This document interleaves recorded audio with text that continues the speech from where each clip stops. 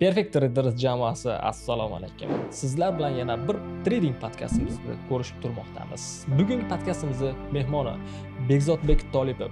Shu joyiga bitta narsa aytib o'tib ketaman. Bu strategiya borasida ko'pchilikda bitta qiladigan xato bor. Misol kimdadir tajriba 2 yil, kimdadir 3 yil, shu 2 yil, 3 yilgacha hamma har xil strategiyada ishlab kelganda, tizim narsa bu Elliot To'lqinni shu nazariyani o'ylab topgandan keyin Wall Streetga aytsak, rosa ko'p investorlar nima deydi, masxara qilgan, ya'ni ozroq kulgan, ishonmagan xullas.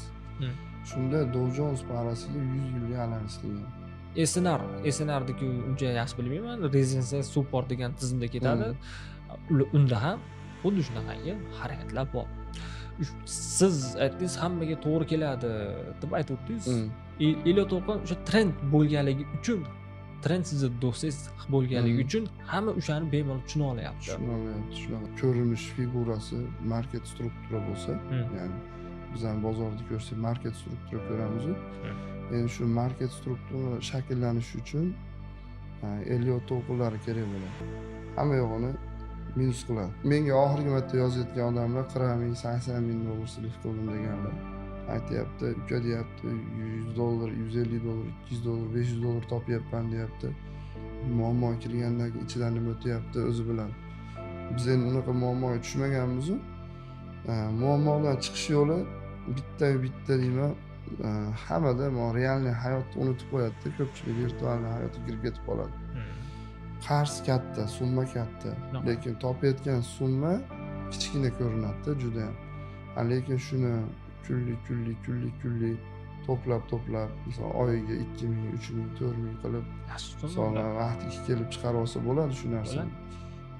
Sizga nisbatan bo'lganmi sizda misol zelkalar ochganingizda vaqti ochilmay qolishi, yangilikda ishlamay qolishi, spreadlar kattayib ketishi? Endi spread hammada odatingiz oshganda kattayadi.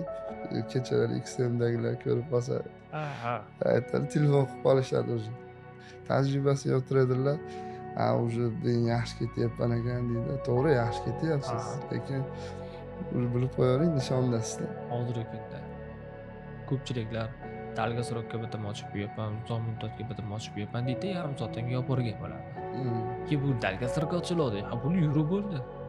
Dalgasroqda sizlarni yurishga bog'lanib qoldimi hozir sizlarga degan javobga qo'ygan.